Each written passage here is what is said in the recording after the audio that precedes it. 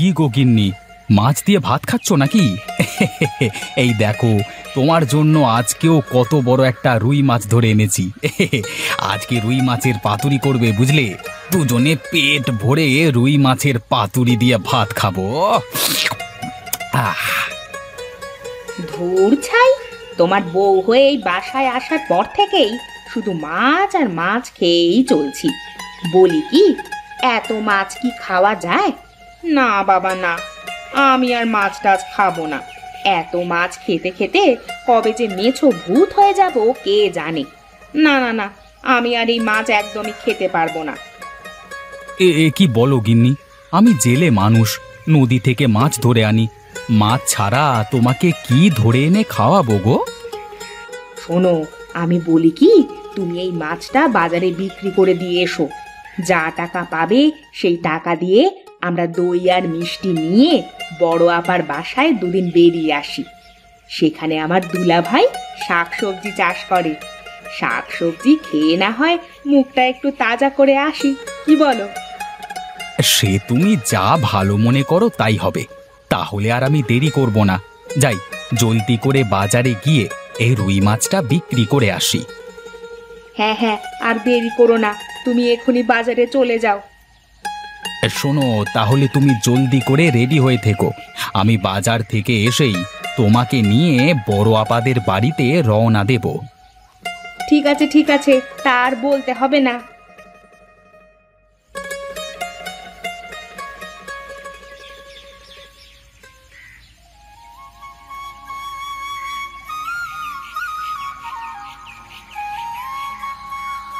আরে রতন মিয়া যে, উড়ি বাবা, এ কত বড় রুই মাছ! হ্যাঁ, তা এত বড় রুই মাছ নিয়ে কোথায় যাচ্ছ হেলে তুলে?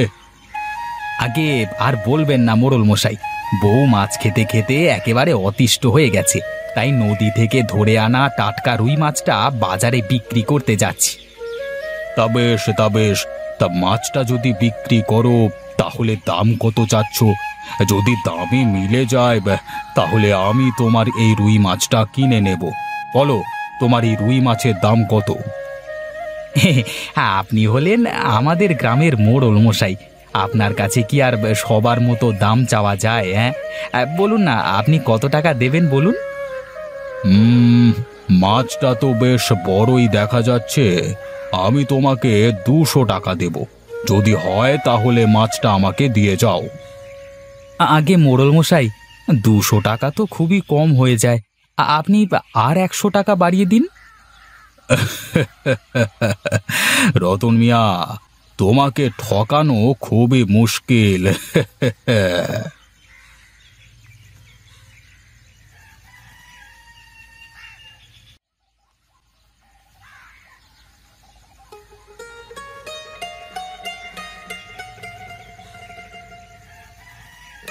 আরে বাহ, হ্যাঁ তোমাকে তো শাড়িতে দারুণ লাগছে গো গিন্নি। হয়েছে হয়েছে, আর পাম দিতে হবে না। এবার চলো, আর দেরি না করে জলদি। আরে হ্যাঁ হ্যাঁ, বেশি দেরি হয়ে যাচ্ছে, এই চলো চলো এবার যাই তাহলে।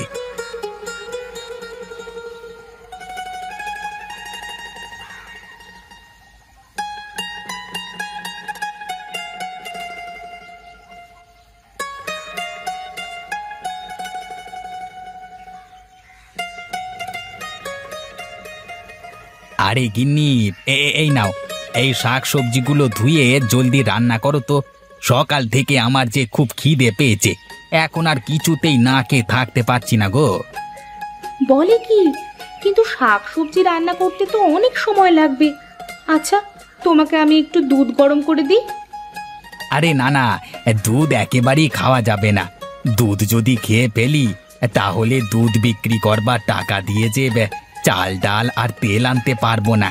তুমি বরং আমাকে একটু সবজি রান্না করে দাও, আমি দুটো ভাত খেয়ে উঠে পড়ি। জমিতে যে আমার এখনো অনেক মেলা কাজ পড়ে আছে গো। আচ্ছা বাবা, ঠিক আছে, তাহলে তুমি ভেতরে এসো, আমি এক্ষুনি রান্নাঘরে গিয়ে সবজিগুলো রেঁধে নিয়ে আসছি।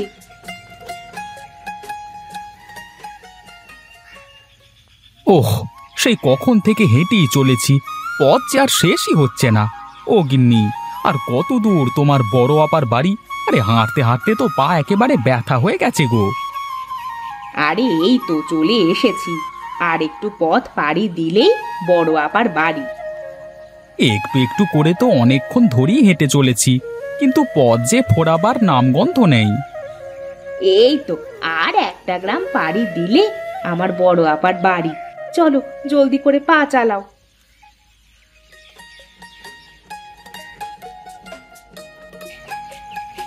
আহা গিন্নি, তোমার হাতের সবজি রান্না খেতে যা লাগে না, একবার খেলে বারবার খেতে ইচ্ছে করে। তোমার যতটুকু ইচ্ছে ততটুকু খাও, আবার না হয় পরে রান্না করে দেব, কিন্তু পেট ভরে খাবে, বুঝলে? ঠিক আছে গিন্নি, তার বলতে হবে না, পেট ভরেই খাবো। হ্যাঁ, পেট ভরে না খেলে যে আবার জমিতে কাজ করতে পারবো না। তোমার তো সবজি দিয়ে ভাত খেতে ভালোই লাগে, কিন্তু আমার যে এসব আর খেতে ইচ্ছে করে না। আমার একটু ভালো মন্দ মাছ মাংস খেতে ইচ্ছে করে। ইস, আজ কতদিন হলো মাছ দিয়ে পেট ভরে ভাত খাই না। চিন্তা করো না গিন্নি, তোমার জন্য আমি আজই বাজার থেকে মাছ নিয়ে আসবো। আরে ছোট, তোরা আবার কখন এলি? আয় আয়, ভেতরে এসে বস। কেমন আছিস তোরা? এই তো আপা, আমরা ভালো আছি। তুমি ভালো আছো তো? দুলা ভাই, আপনি কেমন আছেন?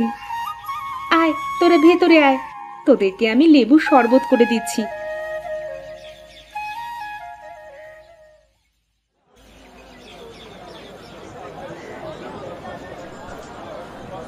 আজকে বাড়িতে মেহমান এসেছে, আজ আমাকে একটা বড় মাছ নিয়ে যেতে হবে। ওরা অনেক দূর থেকে বেড়াতে এসেছে, ওদেরকে ভালো মন্দ না খাওয়ালে একদমই হয় না। আগে দাদা, এই বড় মাছটার দাম কত? এই বড় রুই মাছটার দাম 600 টাকা। যদি আপনি নেন তাহলে আপনার জন্য 500 টাকা রাখবো একদম। 500 টাকা তো অনেক বেশি হয়ে যায়, কিন্তু বাড়িতে যে মেহমান এসেছে তাদেরকে তো একটু ভালো মন্দ খাওয়াতেই হয়। আচ্ছা, আপনি মাছটা আমাকে এই ব্যাগে ভরে দিন কেমন?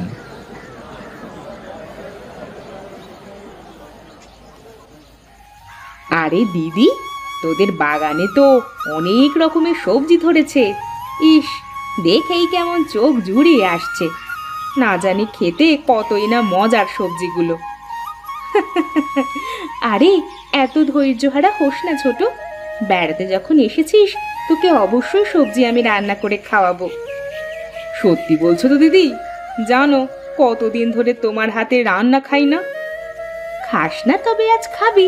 চল এবার বাড়ি চল।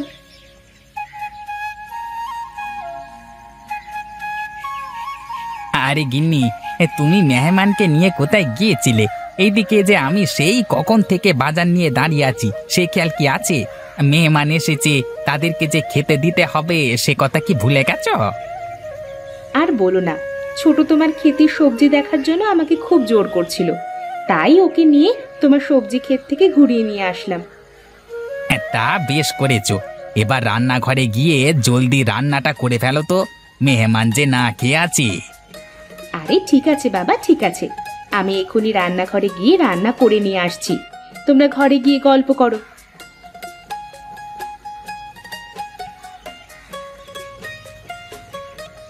যাক বাবা, কত বছর পর তাহলে মাছের একটু মুখ দেখলাম। সেই কবে যে শেষবারের মতো মাছ খেয়েছি সে কথা যে মনেই পড়ছে না। আজ মাছের ঝোলটা খুব কড়া করে রাঁধবো, এরপরে সবাই মিলে মজা করে খাবো।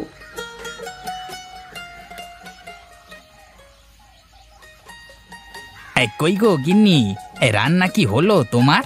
মেহমান যে সেই কখন থেকে না খেয়ে বসে আছে, এবার জলদি করে খাবারটা নিয়ে এসো তো। আর একটু অপেক্ষা করো, এই তো হয়ে গেছে, আমি সব নিয়ে আসছি। এই নাও, সবাই এবার খাওয়া শুরু করো।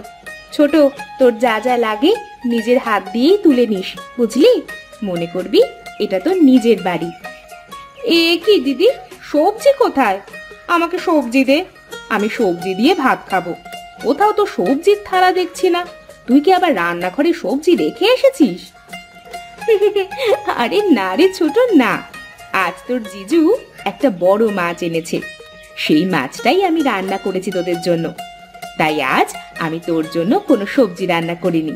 তুই আজ মাছ দিয়ে ভাত খেয়ে নে, কালকেই আমি তোকে সবজি রান্না করে দিব। আমরা গরিব হতে পারি, কিন্তু মেহমানদারি কম করতে পারি না। মেহমান এসেছে বলে কথা, শুধু সবজি খাওয়াবো তা তো হবে না। তাই আমি বাজার থেকে তোমাদের জন্য একটা বড় মাছ এনেছি। সব তোমরা কি বলছো? আমি আমি যে মাছ খাওয়া থেকে বাঁচতেই তোমাদের বাড়িতে আসলাম শাক সবজি খাওয়ার জন্য, আর তোমরা কিনা আমাকে সেই মাছই খেতে দিলে। হায় হায় হায়, বিয়ে করার পর থেকে এই মাছ যে আমার কিছুতেই পিছু ছাড়ছে না। হে বিধাতা, এ মাছের হাত থেকে আমাকে রক্ষা করো। হ্যাঁ, তুমি হলে মাছ কপালি বউ, তাই তুমি যেখানেই যাও সেখানেই শুধু মাছই খেতে পাও। হায় হায় হায়, মাছ খেতে খেতে যে আমি একেবারে মেছো ভূত হয়ে গেলাম গো। এই মাছ কপালি বউ, হ্যাঁ।